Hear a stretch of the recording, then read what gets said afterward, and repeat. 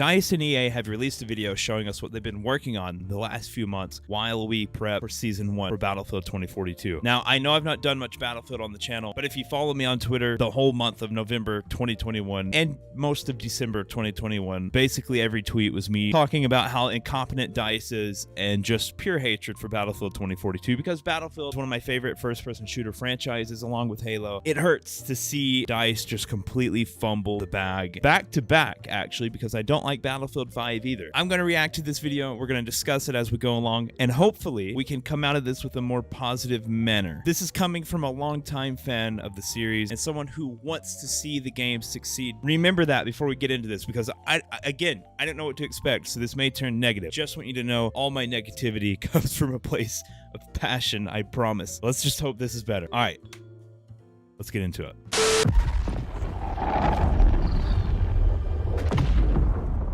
Over the past few months, we've been focusing on what's next for Battlefield 2042. We've been taking this time to listen to you, our players, so we can focus on improving and evolving the game based on what we've heard. Our updates in this time have seen the arrival of features that weren't present at launch, as well as extensive improvements and fixes. We hope this shows you just how invested we are in this game. So, while we won't be revealing Season 1 today, that's for next month, we will be giving you an overview of what we're focusing on and what you should expect over the next few months and beyond for Battlefield 2042. Hey folks, I'm Hello, Freeman, Adam. Battlefield's Community Manager. I'm joined by Senior Producer Ryan MacArthur and Creative Director Lars Gustafsson. Let's start by Battlefield. talking about the main focus areas that we've identified and the types of things we're looking to improve. Yeah, I mean, we spent a lot of time taking feedback from the players, looking at the data we have in the game, and just looking at the game we intended to build. So we've got our maps. You know, how do we bring back those classic Battlefield experiences that allow players to sort of play the classic Battlefield they want? And that's with all the new maps. Okay, before we even go any deeper, this is one of my biggest problems with 2042 is the maps. It seems like every single map in the game is just a flat surface, and they threw buildings and just like wreckage on the map, and they was like, well, there you go. There's your maps. It's trash. It's horrible design. It just it doesn't work. Well, hopefully this lovely bearded man about to tell us that they actually are working on maps that two chimpanzees smashing rocks together it didn't make, because that's what it seems like happened. It seems like they just got two chimpanzees and they just and then that's some okay negativity. Oh god. Maps we create, but also how do we address the challenges that we have with the existing maps that we've launched the game with? Our game modes and experiences, how do we add variety? How do we add depth? How do we add differentiation across all of the modes in the game? The core gameplay, sort of that really tight through the gun experience. Obviously, there's been a lot of feedback around specialists, gunplay, soldier movement, all of these things that sort of really make that tight.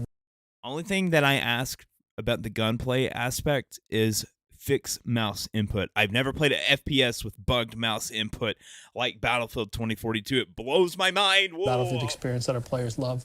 And obviously new content. When's new content coming? What type of content can players can expect? How does that new content need to change and adapt to the learnings we've got from our players and the feedback we've got from our players?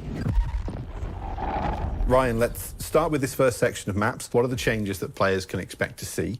And really, when are we expecting to actually bring them to the game? You're going to see the first of these changes with the launch of Season 1. So the Season 1 map, it's probably my most favorite. And Lars will tell me it's because I'm Canadian. But I think for me, I mean, this map is different from the other 7 that we created at launch. It's got a ton of verticality. It's got good space. Did he just say map? Not. Oh no. Are we getting one map in Season 1? I'm going to vomit. Space for vehicle play, but it's also got those things that make a Battlefield map great. When you look at how this map plays, it's at the level we expect from ourselves as game makers here.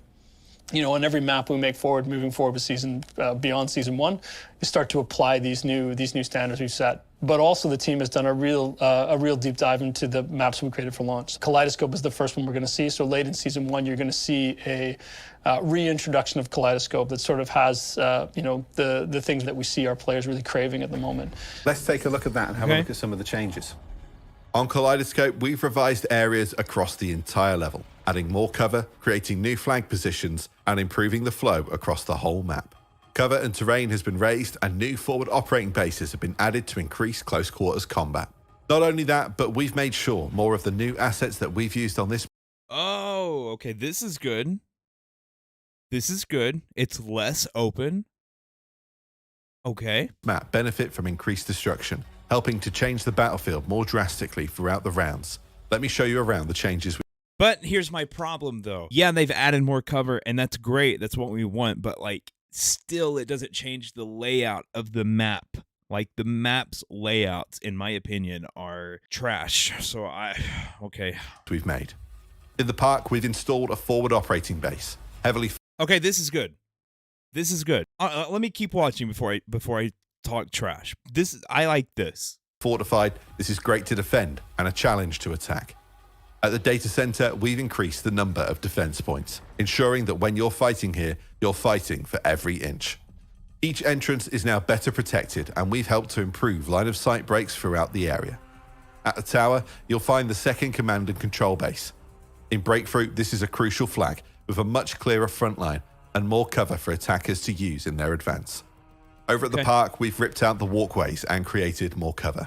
You'll find that the infantry experience has improved here, adding a giant tree and making the gazebo smaller to create a stronger defensive layout. Okay.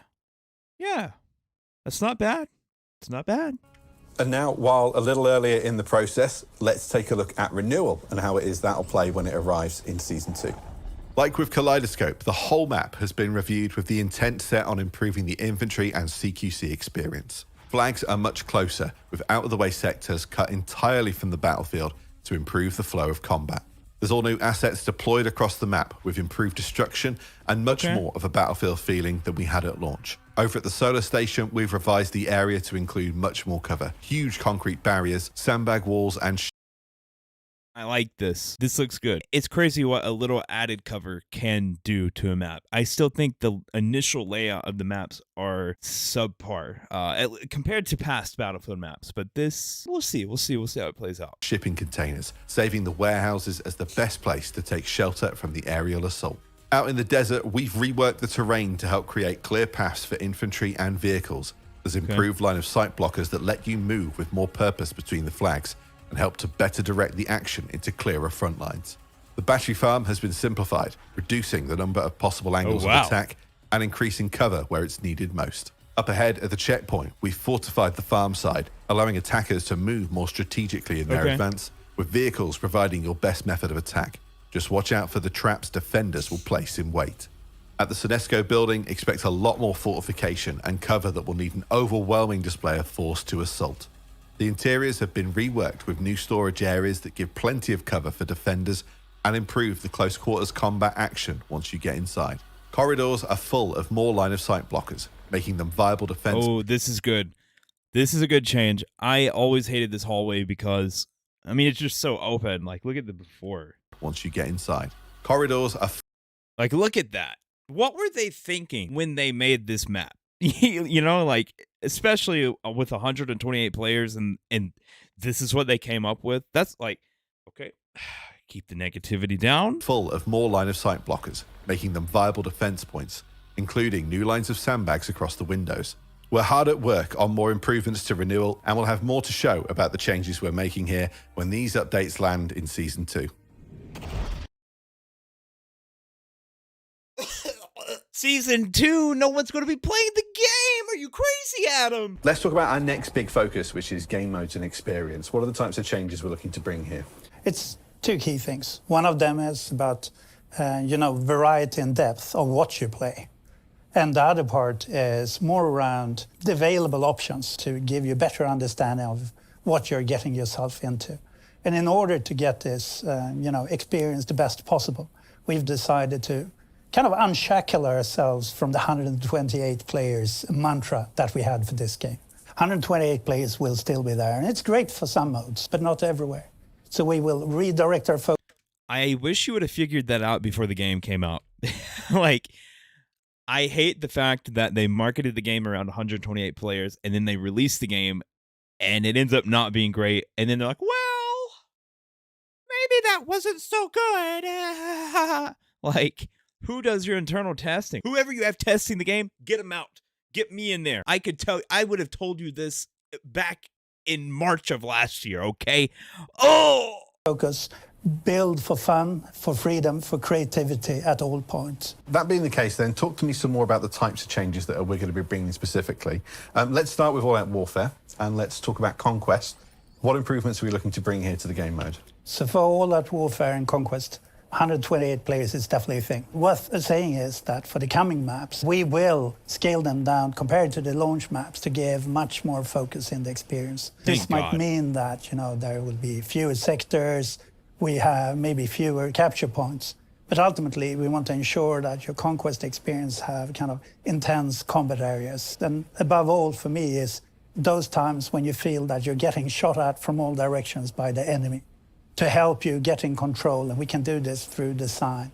Okay, so Exactly. That's what I'm saying. The maps that launch with the game are so poorly designed. And that's why 128 players doesn't work. He literally just said it. You get shot from 72 different angles on the maps in the game now. And even with added cover, like, yes, it's going to help. Those changes did look good, but like those maps are just designed to fail. It's basically what he just said, that they've realized this, and the new maps, he says they're scaled down. I'm hoping they're going to be more designed like BF4, BF3 maps.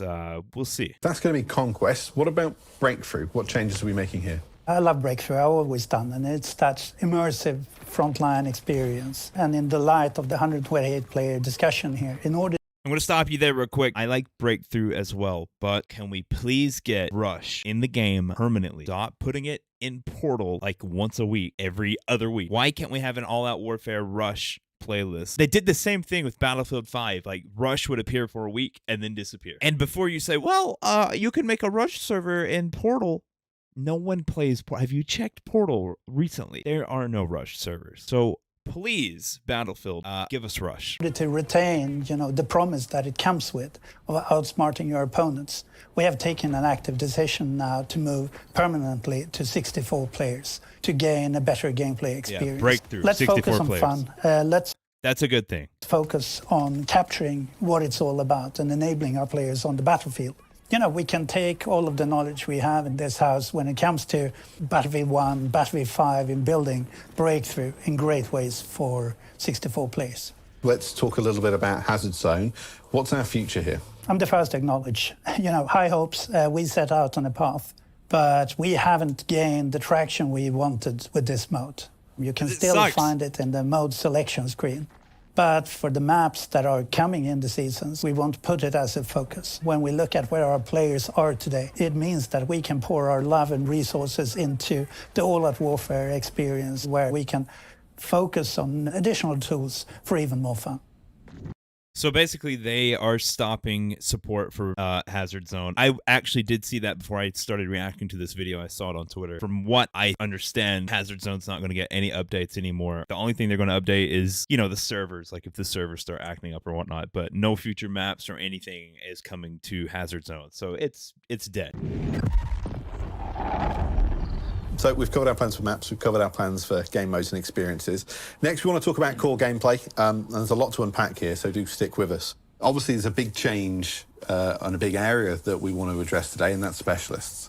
Yeah, and I mean, I think, you know, we've talked about this a lot. I think, you know, this isn't the easiest topic, but I think the key for us is that we've heard you. And I think, you know, when we look at this, the feedback we're getting, I mean, these have both been polarizing, but they've also been confusing. There's that sort of disconnect between the quips you hear from these specialists. They don't quite fit, and they break the immersion for players, which has always been core to Battlefield. They're too pristine, right? So we need to, you know, they need to be dirty, they need to be gritty. How do we fit that in? So what you're going to see in the specialists is improved VO that kind of really fits them in the fit that in. So what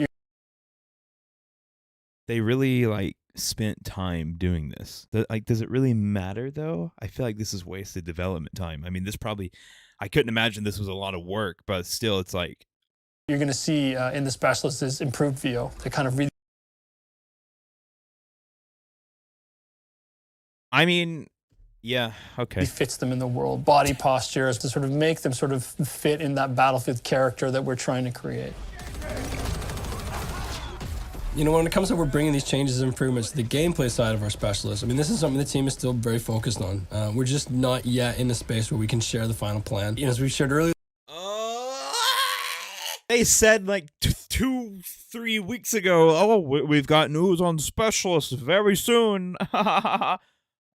Apparently not. This year, we set out on the task of finding ways to better mesh these into our core gameplay loops, better communicating how these fit into the class structure of 2042, which was always our intent. The things that are stopping us from moving, doing these changes sooner is to making sure. Is it just me, or was the frame rate in that clip absolutely disastrous? You got to fix your optimization, Dice. You better talk about that in this video. I'm going to be real mad. That we can still deliver the key content that our players need and address all the other changes that you need to make. We know that what we have in the game today can be improved. We've taken the expectations that our players have, and they've Yeah, it can be improved. The game shouldn't have even been launched. shared with us, and we want to make sure that we can deliver on that at the best possible quality. I mean, we're not walking away from specialists. They're a key part of 2042, but we need to make sure we get it right and we can deliver to our players what they deserve. Now, on to gunplay. Naturally, you'll have seen loads of updates and improvements that we've helped to bring to the game over the last few months, but particularly with our most recent update last month. But there's some longer-term plans too. Lars, do you want to talk us through them? Definitely. Okay. Please do not go through this whole segment and not mention the mouse input once. Mouse input has been bugged since launch. Please address it. Please talk about it. It's like they keep sweeping it under the rug on Twitter, these developers, and it's just like, oh god, it's so like you play Apex Legends or Halo Infinite, any FPS for like an hour, and then you hop on 2042. It's like someone is holding your wrist while you're trying to aim. That's what it feels like aiming on 2042. It's disgusting. It's oh god, it's so bad. You'll see more vehicles, weapons, gadgets. While this is happening, we'll have a continuous focus on the balance of our weapons across the board. While we do have the plus menu, attachment system. I don't like this, by the way. I don't like the plus menu. I'm going to continue playing it to see what he says, because maybe they're changing it. I don't know. I have something to say about this. I mean, that one definitely helps you to take each weapon and give unique playstyles within it. We have also started an initiative where we are... Okay, here's my problem with the plus system. I think it limits what you can do with your gun. I think it's a horrible system. No one ever uses it, really. Let's be real. Do you ever really use it in gameplay? Because I don't. It limits what you can do. Like the fact that you can't have a long barrel with a suppressor or a compensator or muzzle brake. That blows my mind. Like, why do I have to get rid of a long barrel to put a compensator on? Like, that doesn't make sense. Why do I have to take a foregrip off my gun to put a flashlight on it? Like, that makes no sense. None at all. If they keep it for the next Battlefield, instead of just letting us do 4 attachments at a time, let us do like 6 attachments, 7 attachments. I mean, Call of Duty gives you like 10 attachments on guns. Like, that's what I want to see in Battlefield. Are cherry-picking a number of classic weapons from Portal, to be able to rework these to be brought into the all-out warfare. So, okay. So more weapons up to the standards across the board. Weapons, guns. Do I need to say more? Let me hold on. Rework these to be broad weapons. Also started an initiative where we are cherry-picking a number of classic weapons from Portal to be able to rework these. So they're bringing weapons from Portal into the main modes. So probably the M16, AK-74U, the BF3 and Bad Company weapons. I don't expect the 1942 weapon to make it over. That would be cool, though. That would be cool to see the 1942 weapons. I'll tell you what would be cool. If they took the 1942 weapons and took like the STG, for example, and did like a futuristic modern twist on it. Like it's the STG at its core, but they've modernized it. Like a futuristic STG. That's more development time, and I doubt they would take the time to do that, but that would be really cool. We'll see. Who knows? To be brought into the all-out warfare. So more weapons up to the standards across the board. Weapons, guns. Do I need to say more? But everything he does. Next, we're going to speak about movement and the polishing updates that we're helping to bring to the game here. In July, as part of Season 1, we've got some big updates coming to how our traversal kind of works. So let's take a quick look at that. Our goal is to improve the readability of body motions in third person and making our soldier animations look more alive and believable. A great example of this is disconnecting the aiming from turning. When aiming around, the soldier can now rotate his upper body separately from the lower body until they get to an uncomfortable position, which causes the lower body to reposition in a more natural and comfortable manner.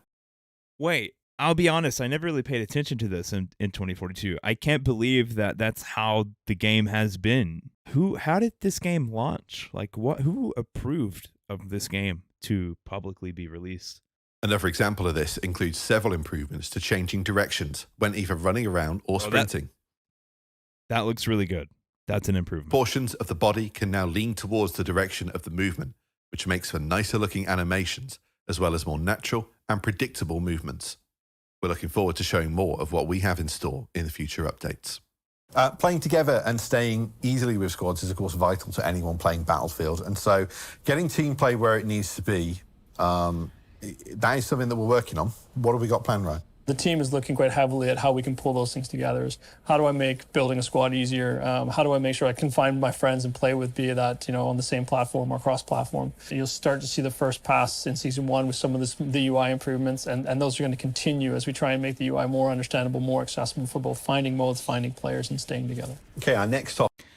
I do think that the main menu in 2042 is it's really sloppy, in my opinion. I think for new players, the main menu is really sloppy. Like compared to Battlefield 3, Battlefield 4, I like what he's saying. Simplify it, make it easier to read, easier to do, easier to navigate. That's really important for new players.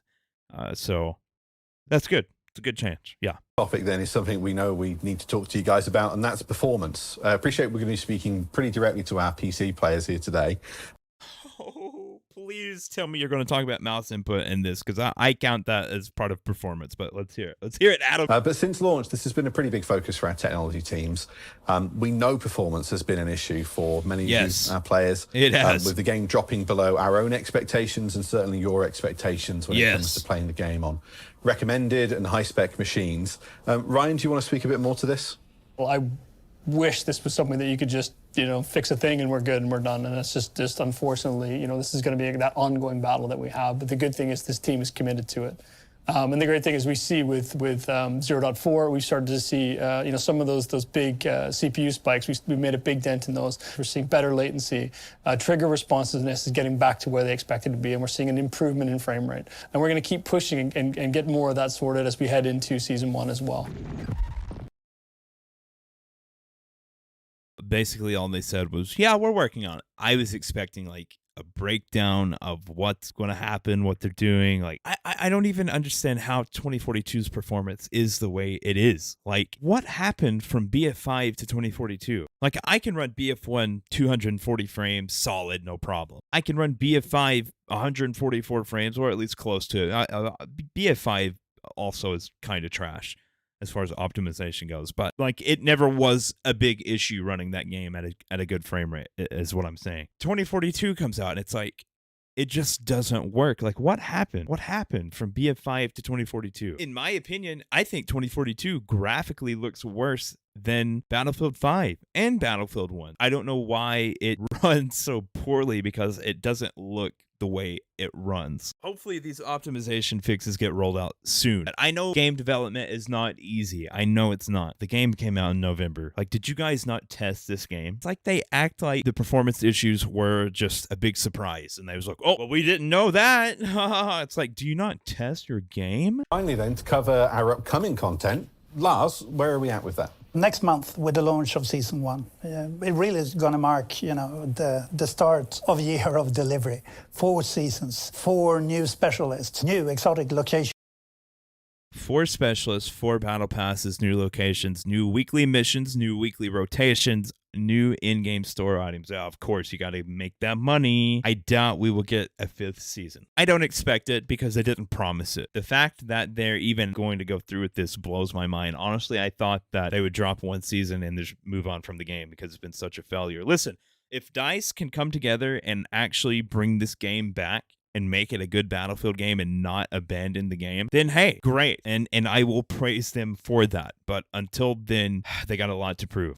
For you to play on, and tons of new gameplay content. All of these seasons will then come with their own battle pass for you, that extra push, something to achieve. All of us in this building are here ultimately to ensure that you're out there on the battlefield, playing together, having fun, finding new ways to outsmart each other.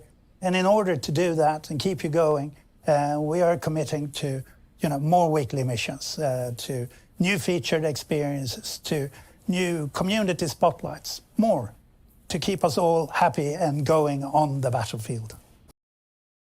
You know what else I would like to see from you, Dice? I hate how quiet you are on social media. Like, they don't say anything. They don't talk to the community. Like, but that needs to change. You know, I look at Shark Mob, for example, the developers of Bloodhunt. I've never seen a development group more active with their community, and I love that. And I've told them that I've talked to a handful of the developers from Bloodhunt, and I let them know, like, I appreciate that, and the community appreciates that, and they know that, and that's why they keep doing it. Communication is key, and when you go like 5 months without saying anything to the community, it's frustrating to us because we look at it like, oh, well, they've abandoned the game. When in reality, like, you are working on it behind the scenes, but we don't know that because you don't tell us. And also, like, when you cut that communication off, things happen where you go months without talking to the community, and then you release like a blog post or an article about something, like a new feature, and then everyone's mad about it. And then you're like, oh, well, sorry, I guess we need to spend more time on this. It's like, well, if you talk to the community while you're developing these new features, that wouldn't be a problem, because we would tell you early on, like, hey, we don't like this.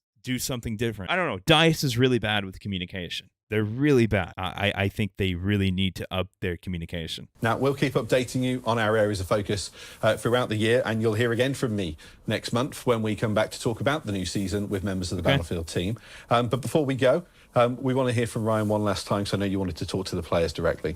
Yeah, thanks, Adam. I mean, Lars and I are here today, and we're really grateful to be able to represent the entire Battlefield team and reaffirm our commitment to Battlefield 2042. The team has made a ton of updates to this game, but we know it's not enough, and we know we need to keep doing more. I hate to interrupt you there, but yes, he is correct, and I'm glad that they are saying this, and I hope they really mean it. I hope this isn't just some like PR nonsense. I hope they actually are serious. Like, hey, we messed up.